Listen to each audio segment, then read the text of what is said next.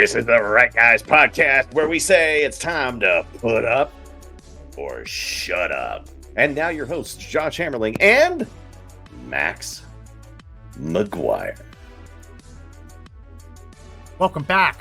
Another edition of the Right Guys podcast. My name is Max McGuire. I'm Josh Hammerling. Welcome to it. Welcome to it. This is a topic that has kind of been something we've been talking about doing for a few weeks. Yeah. And it's a topic that we didn't know if we wanted to go down this road.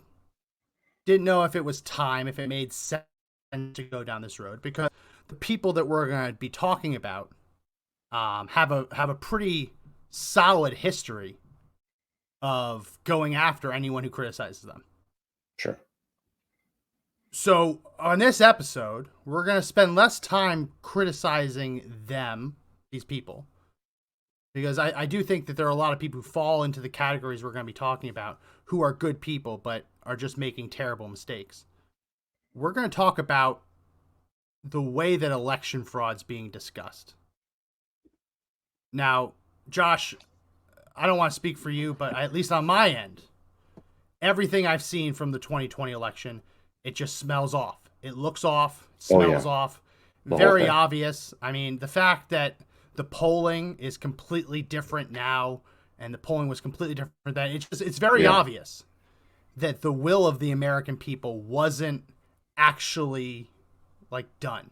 Yeah, that night of the election, we watched the Biden votes jump, right? They just went straight up 100% for Joe Biden, which, anybody who knows statistics would say it's virtually impossible for that to happen. I don't think there's ever been something like that's occurred. I've never seen something like that in the cycles when they chart the data. We've never seen these huge spikes for just one side. And I remember all three of us in the room were just looking at each other in total dismay. What happened? And you realize that the Georgia thing was most likely one of the reasons everything started to go sideways, right? I mean, all the things pop up. There's an emergency. There's a glitch. All these excuses come up, and boom, the whole outcome, the whole night changes, Max. And we're just dumbfounded. I mean, I think I remember you just hitting one more beer because you're like, well, this might as well just drink now. And there was a few libations that night, but we were drinking it, our sorrows away. And that's what we were seeing happen live in front of our faces. And it was a heartbreaker. I was more shocked than anything. All I could think of was that they stole it. They found the votes, they stole it. And just so we all are clear, going into the next day after the election. Oh, lost Josh. He'll be back in a second. We lost you for a second. You're back? Yeah, I'm back. All right, so we'll edit this together. Sorry, man. We'll edit this together. This is pre-recorded. I'm traveling on Friday. I can say it now because he won't see it until it's actually air. Going to surprise my father for Thanksgiving. Everyone else in the family knows I'm coming except for my father, so I'm bringing the kids for Thanksgiving. So that's why we're pre-recording this on Thursday, because I'm traveling tomorrow on Friday. So what we were talking about before you just glitched out a little bit, we all knew that there was something off, something wrong, and you can feel it in your gut. The way I've described it to people is there's a phenomenon in animation, in computer animation, called the uncanny valley. And the uncanny valley describes what happens when a human being sees a computer-generated character that looks kind of human, but you can just tell something's off. And so you look at it just makes you uncomfortable, like Toy Story. Yeah. They did a really good job at animating the toys, but the humans look creepy as heck, right? Yeah. And so the uncanny valley is how you can look at a computer animated human being and you feel uncomfortable because it's not real. Yeah. Now it's getting to the point where they're looking pretty real. Yeah. But you can still feel it though. You still have that feeling that it's not quite right. It just isn't quite right.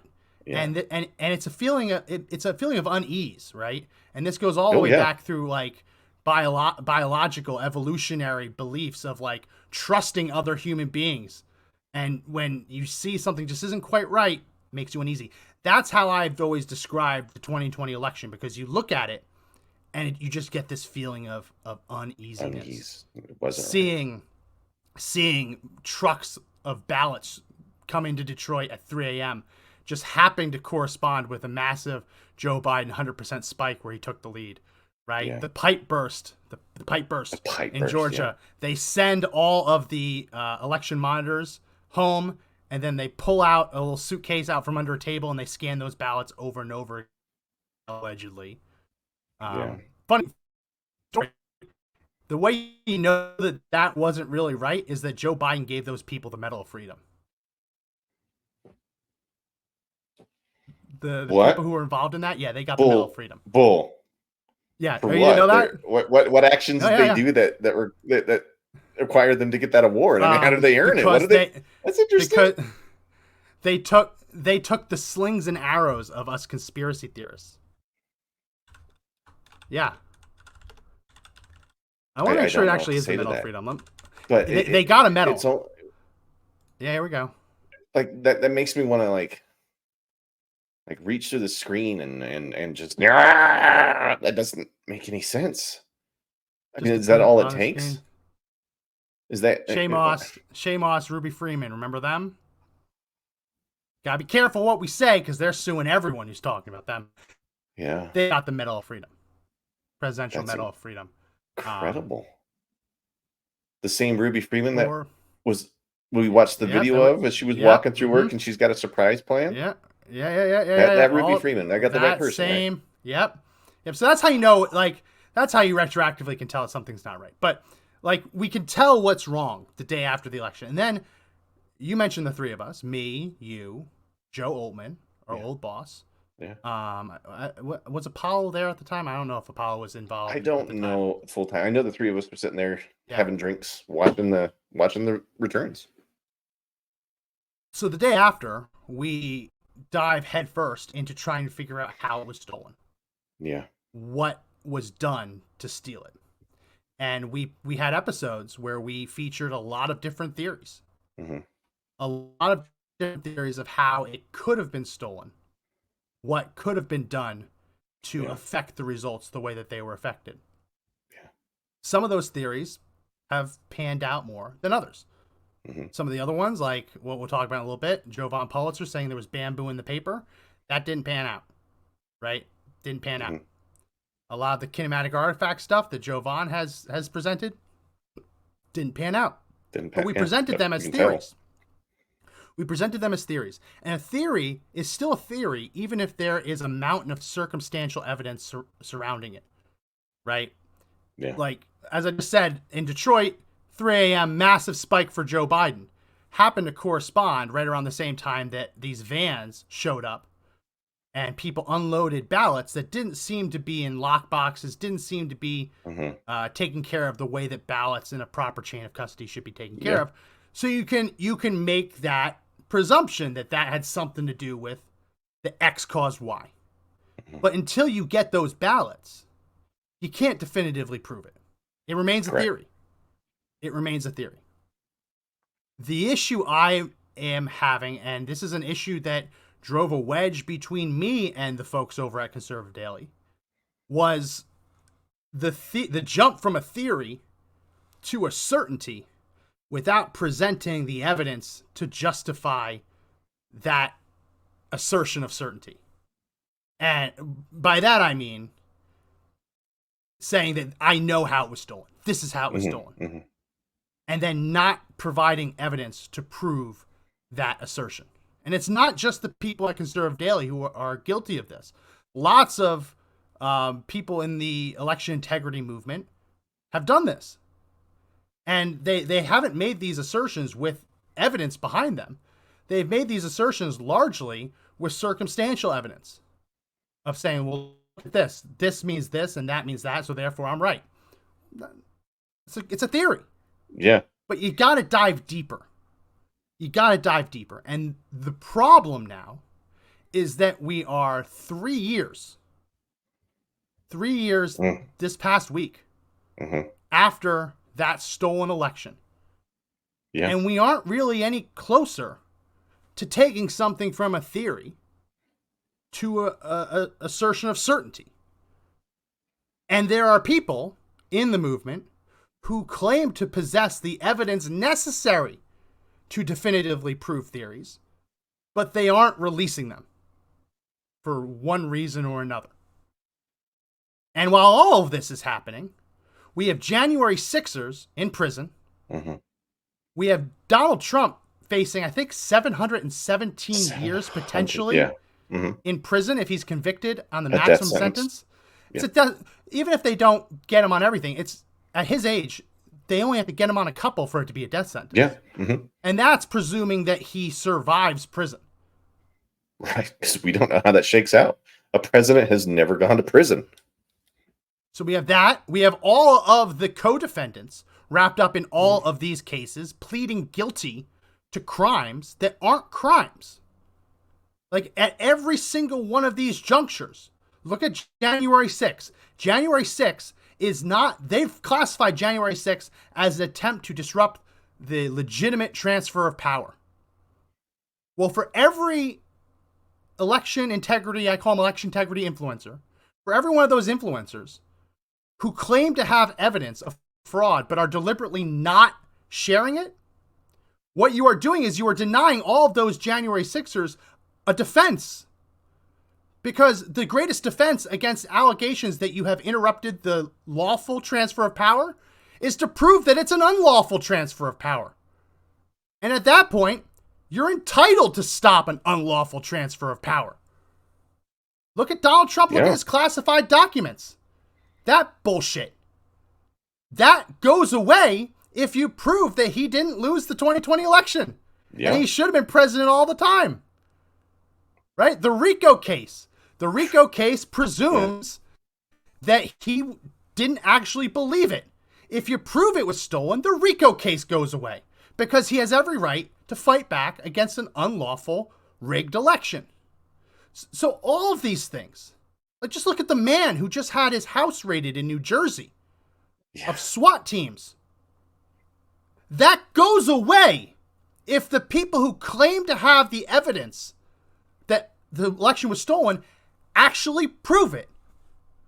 And what we're seeing time and time again is that they're refusing to release this information because they don't want harm to come to someone, because they say it's proprietary and they have a patent. Meanwhile, the government's allowed to keep doing what it's doing. Conservatives are continuing to suffer. And these election integrity experts are allowed to keep chugging along.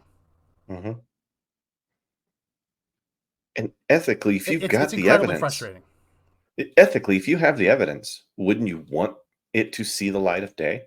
Isn't the whole point of having the proof to present the proof so that everyone may see the truth in the light? And that's what I want to see. I want to see the truth. If you have the ways and the means to help these people find their freedom, to prevent the government from coming down with the major hard hammer on them, then show us. Set these people free. Right now, they're almost martyrs for everything we've done, and we can't let their sacrifice be forgotten. And if we can help them and set them free, let's do it today. Put a press conference out there. Show it. Give it to the world. I mean, call the news, get it out there, make sure everybody in the whole world can see it. Go to the top of the mountain and start preaching it and show us we need it. We need it. So where is it? That's my question now, is where is it? So I want to start with talking about Jovan Pulitzer, a.k.a. Jeffrey Filiaw. I don't think I ever met him in person. All of the correspondence I had with him when I was at Conservative Daily was over emails of him threatening to sue us because we had the audacity of replaying our own footage that he was on. Mm-hmm. Where we let him present his case. Yes. The audacity of it. And from that moment, I said, okay, this is really strange. How can you claim to be fighting to make sure that a fraudulent election isn't certified, and simultaneously threatening to sue anyone who replays the footage of your appearance on their show? Yeah. How does that work? It just doesn't. It's the mental gymnastics. And I'm not arguing that people don't have the right to be paid for their work. There's a lot of people who have put a lot of time and effort into attempts to audit Maricopa, to investigate allegations of fraud, and they deserve to be compensated. This isn't volunteer effort, right? But to threaten to sue, what I've seen is almost anyone who dares share a report that you published on your own platform by saying that it's proprietary, that it's copyrighted, that you have a patent on it. I mean, that's the work of a patent troll, not someone who actually wants to get the job done and fix a rigged, stolen election. So I have this, and I don't know if you've ever seen this before, Josh. I don't know. I'll put it up on the screen. This was an email between the people in the Maricopa audit. You had Doug Logan, Karen Fann, she's a senator, and going on about the demands that Jovan was making of them. So remember, you had Cyber Ninjas. Doug Logan's outfit was doing the audit, and he was subcontracting with Jovan Pulitzer. Oh, and these are some of the demands. I'll read this off right here. Jovan demands at the very least co-ownership of any report he creates, as well as full ownership of any new data created by his process. But under the Senate MSA, any report content you give to the Arizona Senate is the intellectual property of the Senate. Unless you are not planning to illustrate or quote Jovan's work in the reports you submit to the Senate, signing Jovan's contracts under Jovan's terms violates the Senate MSA. In my conversation with Jovan, he stated that his intellectual property terms were non-negotiable. He stated that if we refused his terms, he would publicly state your whole audit process was a sham, and his statement would inspire a riot in Arizona. Oh. When I repeated back what he had said to clarify what he meant, he cursed me out for 5 minutes for insulting him and threatened to end the call. Similarly, when he spoke to Mark earlier, Jovan stated that the contract needed to be entered into or all hell would break loose. I strongly recommend that you use someone else, given upon Jovan's explosive temper and willingness to threaten your project to get his way. He got angry and yelled for 5 minutes when I had to explain to him that our conversations were not protected by attorney-client privilege because he was not my client. He seems like he would be a terrible witness, given his tendency to blow up when told he is wrong. Based on my technology discussions with Gene, it does not appear that Gene is fully aware of the technology Jovan plans to use and may be capable, of doing the same work. I am not thrilled to give you this advice because Jovan is likely to blame me publicly and send his online fans after me if you don't use him, but I agree with Mark's earlier email that using Jovan is inviting a lawsuit. And that was signed by Kenneth C. Spafford, who was attorney with Spafford Law. Wow. So put yourself in the shoes of someone offering to help with an audit. Okay. And saying, I know how it was stolen. I can prove how it was stolen. But demanding that they sign a contract that would prohibit your report from actually being included in the final report because you claim sole ownership of it. Even though someone else has paid you to perform produce a report for them, you still claim ownership of it. And if they deny your right to fully monetize what the people of Arizona were paying for you to do, you threaten to inspire a riot. Inspire a riot, according to this lawyer's communications with Doug Logan and Karen Fann. Wow. That doesn't sound like someone who actually wants to fix the 2020 election. That sounds like someone who wants to have the people of Arizona pay for the work and then put the findings behind a paywall. That's what that sounds like. And yet he continues to be an expert in the movement. That's wild. And to keep all the data on top of it. I mean, there's a lot there that would just go against so many laws when you deal with any branch of the government, right? Like when you enter stuff into the public realm like that, becomes the property of the government that you're working with. When they paid you to do something for them. Absolutely. Yeah. And it's not like he had I'm not aware that it's just like this private machine that he's doing all this work on. I don't know, but it Well, just sounds like he's making a basically, play for cash. I don't know. and I've looked through it. If I get Yeah. something wrong, Jovan, you're free to correct me.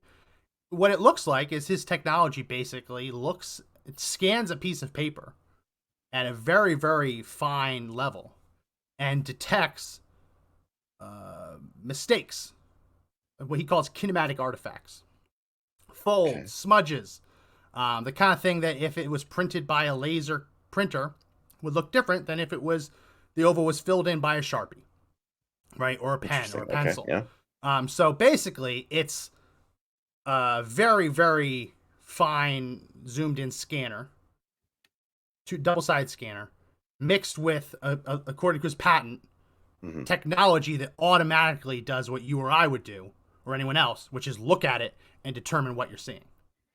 Sure. That's what his technology, according to my understanding of his patents, that's what his technology does.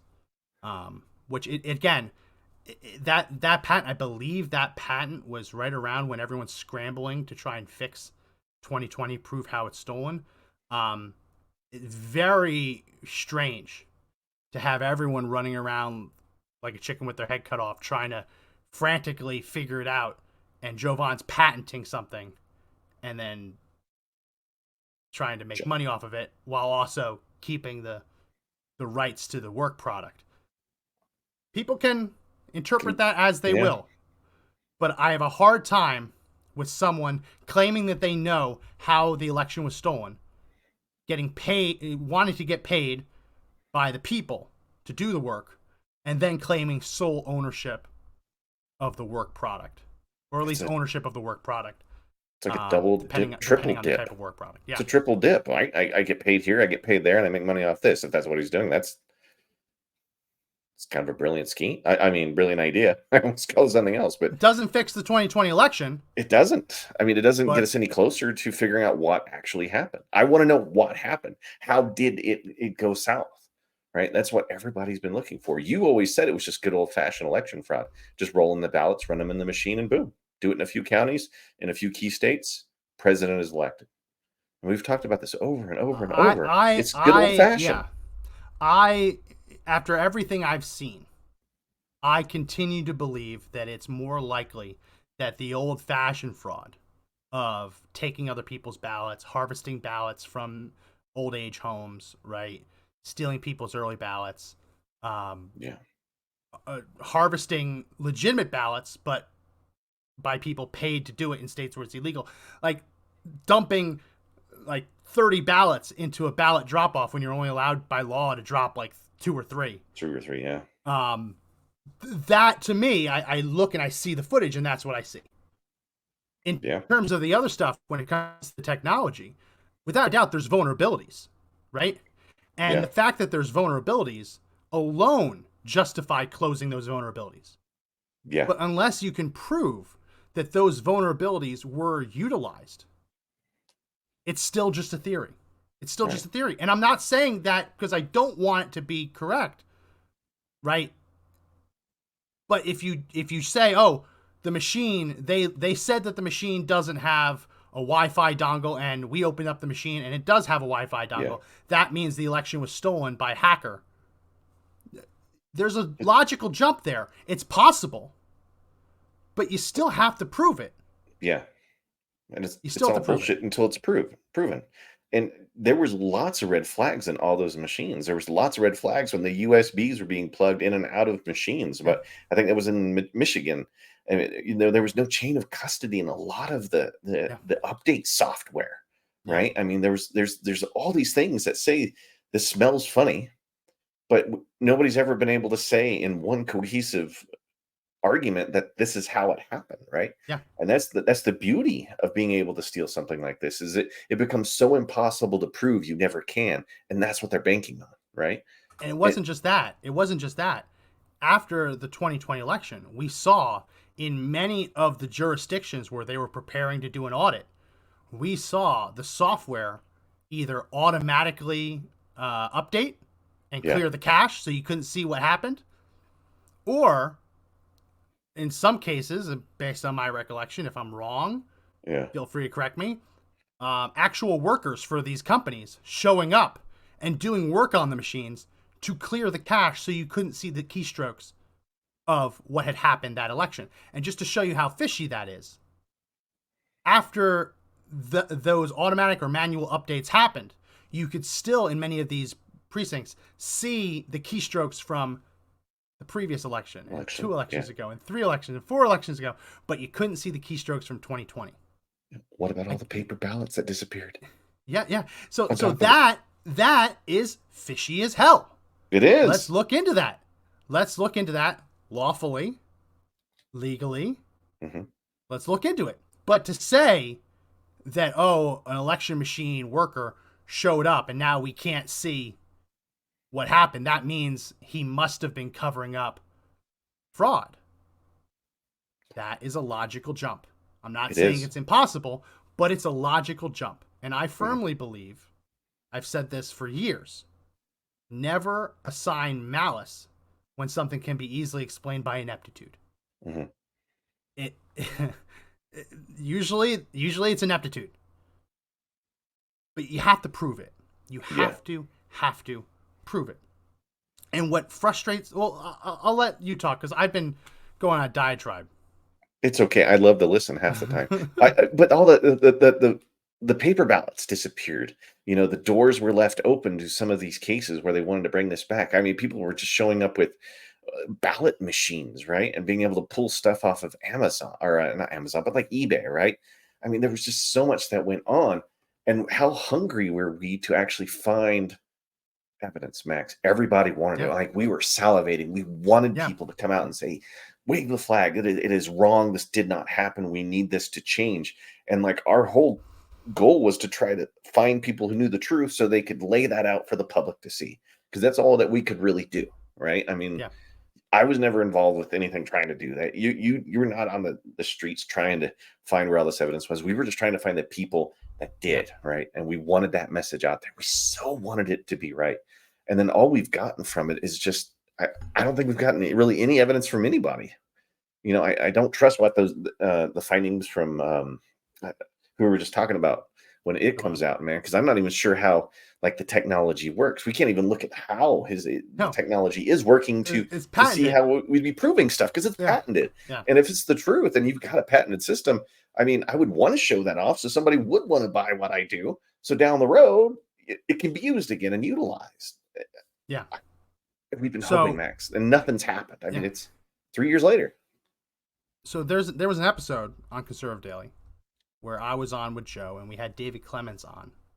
And I asked David Clements about peer review, about this issue of why are so many people fighting to uncover election fraud, but refusing to let anyone else look at their work, challenge their work. I mean, that's part of the scientific method, right? You have a theory, you perform an experiment, you have your results, you publish your results and how you got them, so other people can try to reproduce your experiment, and they can either prove it or disprove it or pick holes in it.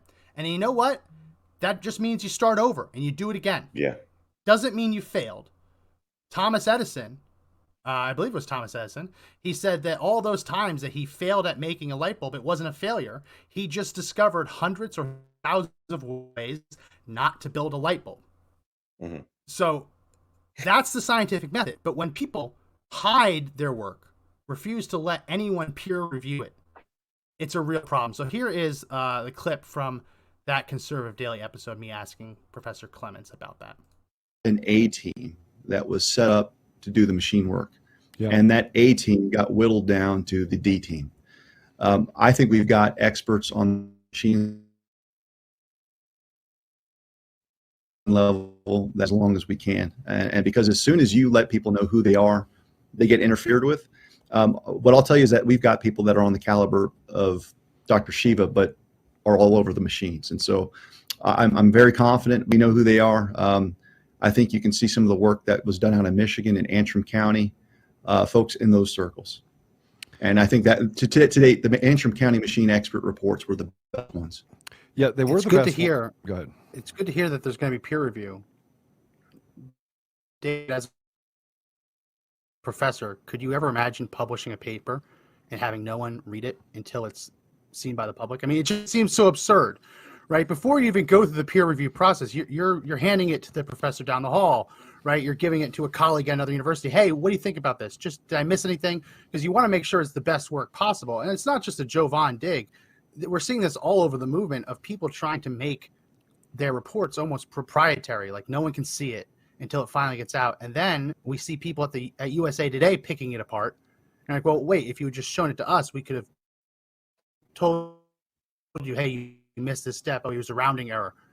What do you think about this? Because it's not just a Joe Vaughn thing. It's all over the place of people just refusing to cooperate and have other people look over their work. Yeah, I think, look, if I wanted to be super fair to people withholding stuff, you have to understand that the media is not your friend. We have to understand that you're going to have political bottlenecks. And part of this is just being strategic to ensure that people that aren't working in good faith can't sabotage the movement. That's the only classification of, okay, let's be smart about what we reveal. But at some point, you have to know that your report needs to stand on its own merits. And within your community, you need to share it far and wide, because there might be insights that other experts have with your data that are promising. So even though we've got a prime contractor and experts that will be working on certain schedules that are laid out for the audit, within our trusted community, whether it's a Jeff O'Donnell or a Draza Smith or other experts across the country, we're going to give them our information because they're going to find stuff that we need to know about. Seems pretty straightforward. Yeah. I mean, it feels blast from the past. I need to shave. I think if I shaved, I'd look a lot. You had a fresh haircut that day too. I had a fresh haircut. I mean, you had just gotten it, but yeah, peer review is so important, Max. I mean, you want people to break your work down. Anybody who's worked in the scientific anything, in social sciences, you want somebody to look at what you've done to see if the data is factual, if your results are repeatable, right? And it's so important to have this stuff that's repeatable. And I'm just not seeing that with the majority of what we were given. I want people to try as hard as they freaking can to prove I'm wrong. Because the last thing I want to do is put my name on something that gets published and then I get embarrassed after the fact of, oh, you rounding error, oh, you forgot this, forgot that. I mean, that's what happened with Joe Vaughn. Joe Vaughn's work for the Maricopa, I believe it was the Maricopa audit. There was another Conservative Daily episode. We won't play the whole thing, but we'll play a little bit of it. I was not invited to participate in this episode. I distinctly remember this was one that I was told that we don't need you, which always piqued my curiosity, because I thought I asked pretty good questions and it could drive the conversation in different ways. But this is one where I wasn't. They didn't want me around. With Dr. Shiva refuting, picking holes, which is what you'd want to happen in a peer review process. Let's watch a little bit of this. This was put out by an individual, Jeffrey, I think, Filia, aka I think Joe Vaughn, Pulitzer, JP, we'll call him. And this was, and by the way, what I'm sharing right now is, Joe, it's what you sent me. You sent me about 6 images to review, okay? Yes. And so this was one of those images, which is called a batch modification report. It looks very, very complicated. And what you see here is a image where it says that 12.06% of a particular batch of ballots, and it's referring to, let me walk you through this. So this diagram, what it says is, according to its author, is clear, quote unquote, evidence of election fraud in Maricopa County, okay? David, going back to what you call, it's a presentation of evidence, but let's really unpack this. What's really going on here? Well, first of all, up here is a number that says that there were 24 ballots that were modified. You see that? 24 out of, right here, 199 ballots. So 24 divided by 99 comes to this 12.06, okay? So 24 ballots were modified out of 199, so you get 12.06, 1 out of 88 ballots. And by the way, I think there are 10,000 of these created, so we're only looking at one of them that was sent to us, meaning many batches were analyzed with these kinds of images. But one would leave after looking at this thing, it's really a misrepresentation of adjudication because it says 12%, 1 out of 8 of ballots were, in this case, modified. Okay? So is this accurate? Okay? And by the way, if this is accurate, this would affect all batches, about 10,000 that were apparently reviewed and analyzed by the author and represented as evidence. So let's go a little bit deeper into this. So first of all, there's a number of errors here. First of all, it's when we're doing audits, you have to be right with your numbers. So 200 ballots are in this batch, not 199. Okay, it's 1 to 200. Okay, all right. 0 to So 0 to 199. Yes, I mean there's First different, ballot. but you know what I'm saying, the ordinal count. But it's Right. 200 ballots. The second error is there's only 16 ballots that were adjudicated, not 24. And I'll show you all the data on this. Next fact is, given that there's 60 races per ballot, if you want to think about it from potential adjudications, that would have been 12,000 potential adjudications. The fact is that 24 adjudications over 12,000 would be 0.02%. Now, the reality, out of 200 ballots, 16 ballots were adjudicated, right? Modified. Mhm. That would be 8%, not 12.06%. Okay. So we don't have to play the whole thing. People can go back and watch that. But it's interesting that just in this one batch, it's like the report is wrong about how many were in the batch. Every batch has 200. That one only had 99 in it, right? It claimed that 24 ballots had been adjudicated. It was actually 16, right? And when you crunch those numbers, it completely changes it. And what that clip goes on to show is it actually goes through the adjudications. And these were not adjudications about the presidential race. These were adjudications where people accidentally filled in 2 ovals for like a court race. And they did 2 ovals and they crossed out one and put an arrow next to the other one. So it has to go through adjudication process. Any write-in automatically goes to adjudication so that people can say, okay, what did they actually write? What did they mean? So when you look at this and you look at that and you believe, oh my goodness, 12% of the ballots were modified. Oh yeah, Trump. It's a huge- It was stolen from Trump. But when you look at it, you say, okay, well, no, these modifications were for things like write-ins, which weren't Trump or Biden, for lower ballot races, and that they were legitimate. Mhm. And in many cases, in a few cases, when multiple ovals were filled in, no vote was cast. The adjudicator said, you know, I can't tell which one's actually real. Sorry, vote doesn't count. Yeah, that's the point of it. That's the kind of stuff that you want to be peer reviewed so that you can find those errors and make sure that you have the right information going out into the public. Because there's a Big you're difference. off by a third. Going from 12 to 8% you're off by a third. Yeah, And to see that actually didn't have anything to do with the presidential race, but presenting it in a way that makes it seem like it did, it feels dishonest. And that can all get wrapped up if you just go through a peer review process, which is what that was. And imagine how many people will latch onto that and start reporting it, and it not be true information, right? Because if it's provenance is suspect, but you're sitting there reporting it, that would essentially make you a liar, right? And if you were to try to put that out as fact, that makes you a fraud. And I'm not saying that's what they've done, but it certainly feels like that may have occurred. I mean, there's a big difference in numbers there, Max. You're talking about even larger batches.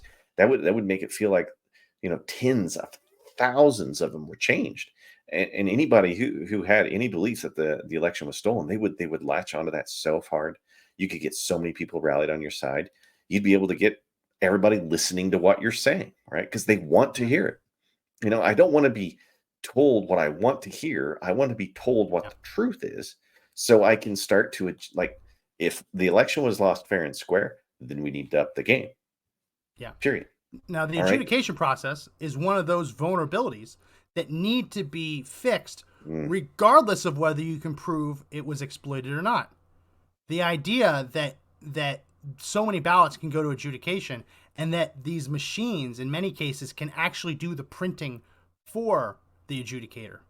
Hmm. So you could theoretically send a blank ballot to adjudication and have the machine itself fill in the ovals. That vulnerability alone needs to be filled. Yeah. Whether or not you because- can prove it was exploited, the vulnerability itself is too much of a risk to allow to exist. Period. Yeah. Yeah. If you're a private company and you found a vulnerability in your system like that, you would do everything in your power to fix it before Yeah. somebody finds it. I've talked to tech guys before, and that's what they tell you. If you hope to find the vulnerability yourself before someone else does, and if you know it exists, you must fix it. Otherwise, you're not doing your diligence as that individual, right? You would do it. You have to fix it. You have to.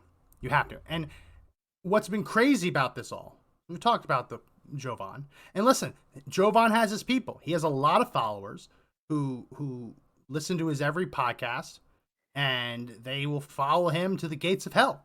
That's fine. If Jovan has the evidence that he said he has, the evidence that he says is proprietary and he has a copyright and it's his right, no one else is allowed to share it. If you have that evidence, you have a moral, ethical obligation to put it out there.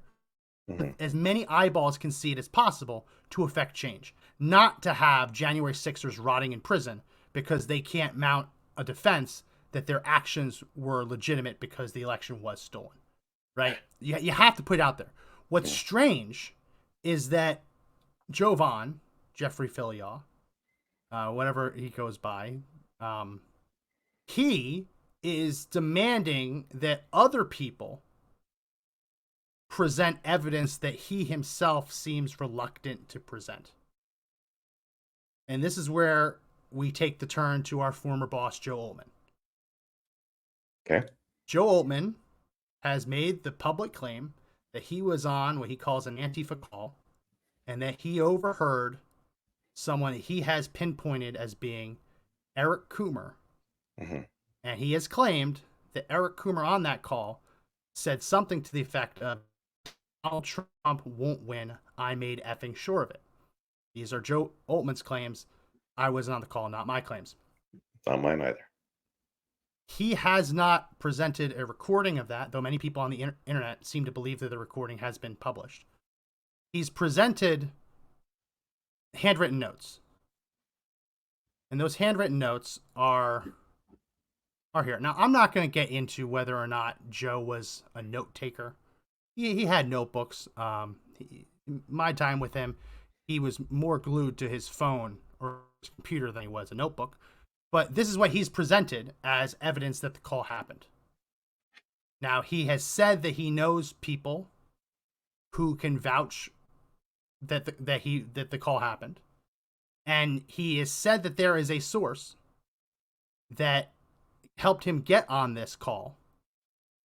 But Oltmann has refused to divulge that source's name, someone who was previously in Antifa, for fear that that Antifa member, reformed or not, could suffer threats or acts of violence against them and their family, which is a legitimate fear. And anyone who claims that they're a journalist always has to worry about the well-being of any source that they Mm-hmm. purport to have.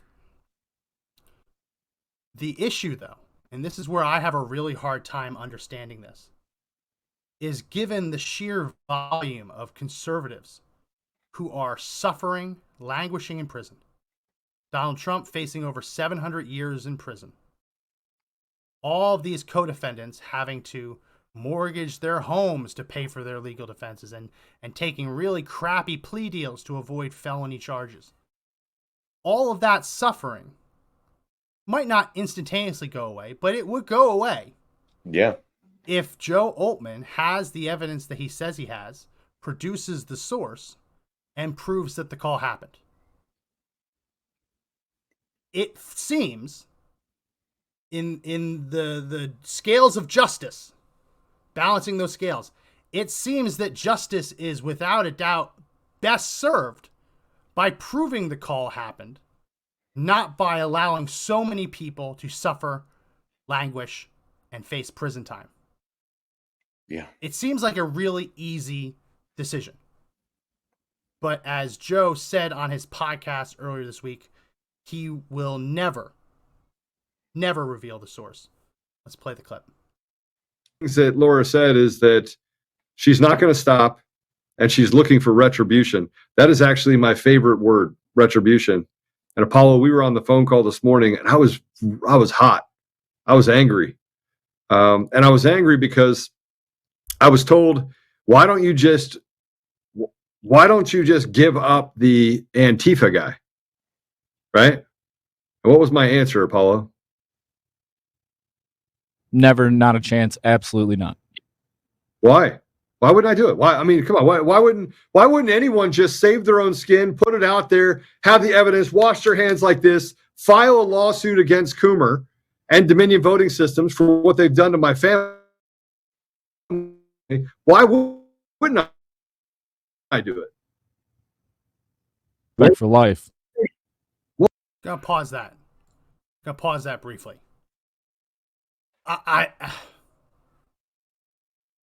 If the guy is a member of Antifa, it seems very strange that the reason not to reveal the source to prove the call happened would be loyalty. That feels weird. Mm-hmm. Respect for life. Again, the scales of justice. If Donald Trump is convicted and sent to prison, unless he wins the presidency and that guarantees his escape or his release, if he goes to prison on these charges, he will likely die in prison.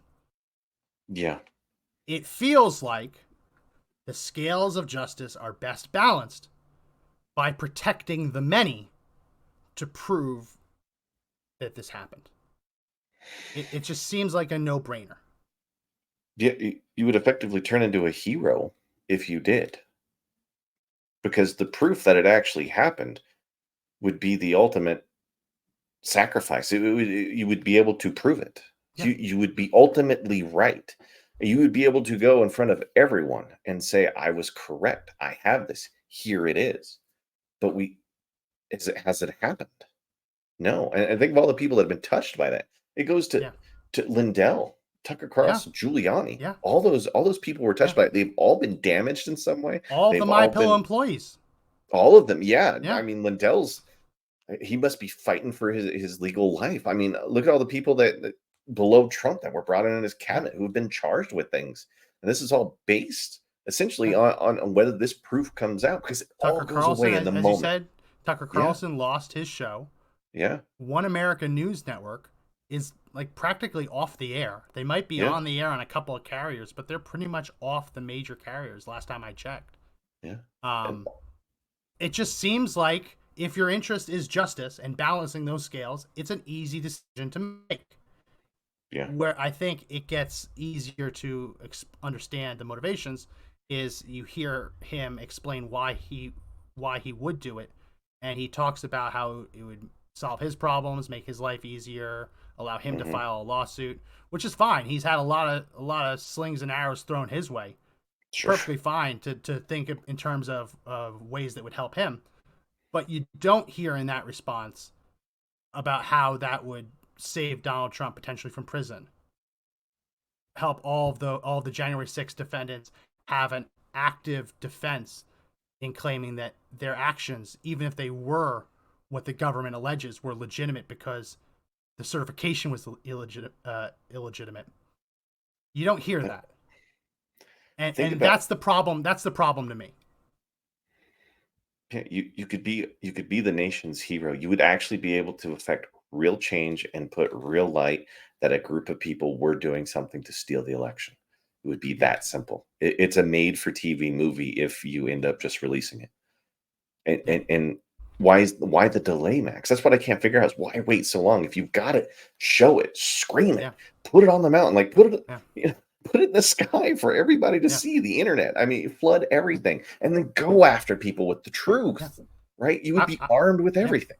I was crunching numbers in preparation for the show, and like a pretty basic 24/7 security detail. The number that kept getting put out at me was pay about between $1,000 and $1,500 a day for for 2 to 3 shifts of people to protect you nonstop. Now, if you have bona fide threats against your life, that probably goes up. But that seems to be like the baseline of like the most basic, one bodyguard, multiple people having multiple shifts 24/7. That comes out to around $500,000 a year. If you think about all of the legal fees that have been paid, not just for Joe Oltmann's case, but all of these cases, for all of the co-defendants, if the risk, if the worry is that the source who can confirm it all happened would face threats, pool the resources together, get him in witness protection, get him 24/7 security detail, and put the information out there. If the money is getting spent anyway on lawyers and legal fees, then pay for. That's a very simplistic way to look at it. I get it, but in a world where you have all of these co-defendants spending millions of dollars over the last 3 years, you feel like there's money to protect this guy. Yeah. It's got to be out there. And then Max, think about all the lawsuits that went down against Fox and Tucker, and the ramifications that would have on those cases if the evidence is released. I mean, it was it had to be hundreds of millions from Fox, right? And Tucker's job. Now he's going to go make a mint doing what he's doing now. But imagine that lawsuit, like all that gets thrown out of case. Every lawsuit that everybody's paid goes away. Fox settled, Newsmax settled, OAN settled. They're just going co-defendant by co-defendant and getting their money. If the call happened, you save all of these news agencies hundreds of millions of dollars. Right? Jobs. You save people's lives. Yes. Lindell's people get to keep their jobs, and I still get to get my pillows and towels and slippers, right? I mean, the country and the country's trajectory is better off with Tucker Carlson on the airwaves. He's done a great job on Twitter. I'm not going to take that away from him, but having him on the airwaves every night, the country's in a better place when he's reading the news, not a who's who collage of Fox anchors. I don't know. Go ahead. I was going to say the really bad part about this is if none of it's released, all you're doing is empowering the other side to continue what they're doing. Yeah. Nothing will change, and then you will lose every single election from here on out, because if the fraud works the first time, they'll do it the second time, and they'll do it the third time. And by then, you've eliminated all your political enemies, because now they're all been brought up on charges of fraud and like terrorist acts, right? Yeah. The FBI is knocking in your political opponents' homes. The IRS starts auditing you hard, and nothing goes away. They have a duty and a responsibility to make sure this doesn't happen again. If they have it, to give it to us. Where is it? 100%. I'm ready. I want you to be right. And what I can't wrap my head around.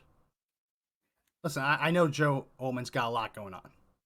I know he has a lot of stresses in his life. I get that. But I don't understand, even if this guy's completely reformed, why the answer would be loyalty to protect someone who was in Antifa. And I say that because every time Joe has discussed someone in Antifa and what they deserve, it seems to have been the opposite of protection. No. Yeah. Here is a clip. Here's a clip. I got a call. Speaking of evil demons, who likes to put balloons up his nose, I guess. Eric Makabash. Oh, right, did that today? Yeah. It's called Times Recorder, who called to say that he's read my deposition and I voted in Colorado, and that I should have voted in Texas, and because I'm a resident of Texas, that I voted illegally in Colorado and I should have voted in Texas. So I called him a piece of trash and I asked him if killing himself was an option. I think I did say that. That's not nice. I don't care. He's an Antifa demon. I mean, I wouldn't be killing a human. I'd be killing a demon. He'd be killing himself. And look, I'm not perfect. I didn't say that I was Jesus. I said I follow Jesus. And sometimes I say stuff. So at the very end, I said, when it clacks off, I pray it clacks off so that I can kick your teeth in. So I said that to him, the Antifa activist. But So I guess, but out of nowhere, it calls me and says, "Do you have any comment on this?" I said, "You're an Antifa terrorist. That's what you are." Write it. Yeah. Josh, if your neck goes back any further, we're gonna have to get you medical attention. Yeah, The human neck cannot fly that far back. Oh my God, there's so much to unpack there. I mean, do you? I don't know if he like. There's a lot there. Yeah. First, I'm going to start with just was that a call to violence on this person Oh, inside yes. the call? Like Yeah, the whole 100%. plaque off thing bugged me. But what 100%. really grabbed me was the vote in Colorado, vote in Texas. I don't know if I want to even touch that because that's Yeah, listen, when I moved to Texas, the first thing I did was unregister to vote and people because I make wanted to make mistakes. sure since Colorado has automatic mail-in voting, the last thing I wanted was my ballot Yeah, sitting at an address in Colorado so someone else could vote on my behalf. So Yeah. as soon as I moved, before I even left, I unregistered to vote. So Yeah, I don't know about that. That's something that it's not a good look, but I don't know about that. I'm perplexed at how if you're an Antifa, you're a demon and you're subhuman and therefore That it's too. not violence, it's just whatever. How do you square the circle? How do you have that call for violence or for someone to kill themselves while simultaneously protecting someone in the same organization out of loyalty Mhm. and respect for life? How do you square that circle? I don't know, understand. It's like like you're saying, it's like putting the round peg in the square hole. It doesn't Yeah. fit. I mean, you're trying to force it in there over and over and over, but it's just not going to make it through the slot. So either you have to shave pieces off the circle, or it doesn't fit. It doesn't work. So it either is Yeah. or isn't. Is really what we're getting at here. I mean, it. Wow, that's a really interesting statement. How do you talk about it's okay to kick someone's teeth in because they're an Antifa and that makes them a demon, and it's okay to hope that they kill themselves, somehow bringing in that's what Jesus would have wanted? Very strange.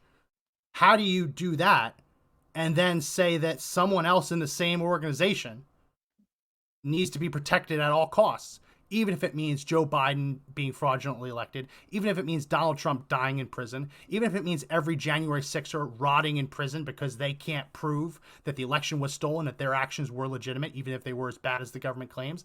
How do you explain that? Mhm. Which is it? Which is it? It's got Is there loyalty Make to a choice. Antifa, or are they demons? Which is it?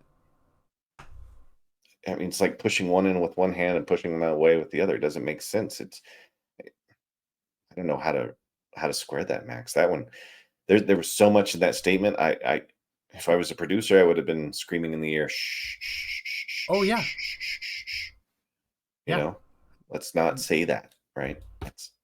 Yeah, no, probably. I mean, that's a job of a good producer. You know, there's times You when know- to say something and times You know when what to I would have been? shut up. You know, I would have been frantically typing on the keyboard. Kill the mic. Kill the mic. Yeah, oh, Turn yeah, off the yeah. studio lights. Pretend that Back there's in a the time, I technical would have been difficulty. doing this one in the Yeah. window, right? Like, Yeah, I've been no, texting. no, Yeah. no, or break, go to something else, go to something Yeah. else. Ad. Oh. Do an ad read.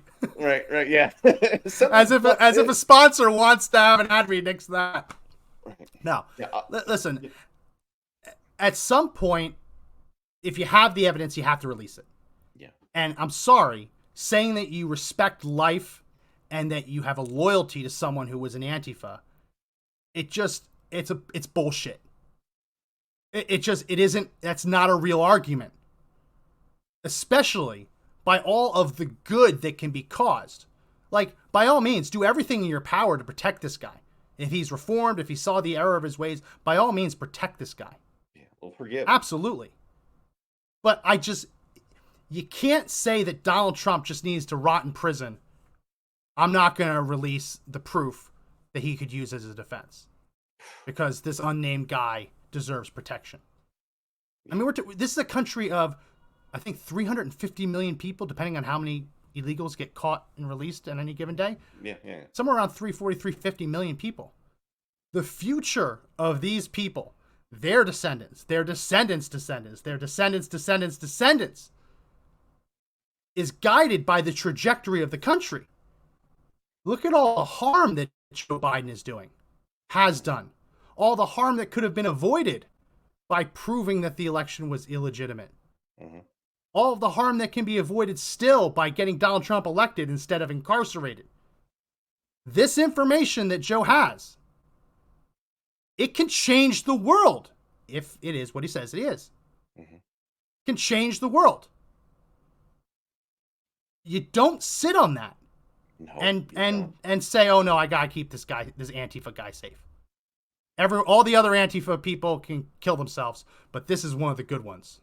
He's got to be safe at all costs. It doesn't pass the smell test. And I'm not going to get into the theories of whether the call happened. I'm not going to get into all that. Yeah. If Joe has what he says he has, if any of these election integrity experts have what they say they have, we are long past the point where they need to either shit or get off the pot. Sorry. I'm sorry. It is time to put up or shut up. The American people deserve it. If you have what you say you have, release it. God, you should have mic dropped that. You should have put the hand out there when you did that one. Yeah, Listen, it's time. at this point, we got to. We can't be 3 years into this and say, "Oh, we can't prove it because the guys who have the evidence don't want to release it." What? Right. Put It's up or true. shut up. Listen, is. and I'm not involved in this stuff anymore. I'm not involved in calls with guests of that nature, involved with meetings, involved with investigative reporting on that. I'm not involved in that. If I was, I'd be screaming at the top of my lungs, release it. I would have been screaming out a long time ago. But as we saw on some of those clips, the trajectory that Conservative Daily was taking, it was a path I didn't think. Yeah. I didn't feel comfortable following them down. It was sad. It fun. was so much fun. It was. I gotta Yeah. admit, there were times it was great. So sometimes I really miss them. Yeah. Sometimes I don't. Sometimes you do, sometimes you don't. Yeah. But Well, Max, that's it for this edition. yeah. Um, Can I say I'm one more gonna- thing? yeah. I sure. got this off my chest. If you have it, be a hero. Yeah. Get it out. Be everyone's hero. Because if you're not getting the evidence out and you're not being a hero, you're being a villain. Yeah. Comic book world. Yeah. You're either the good guy or the bad guy. Yeah. No shades of gray here. Nope. It's not at all. Well, that's it for this edition. If you like this podcast, make sure you share it. Hit that share button. Comment. Like, subscribe. I'm going to be remote this coming week, so we'll still do the podcast, Josh. I have my mobile setup, which Okay. strangely has a better camera than my desktop setup. So Your mobile setups.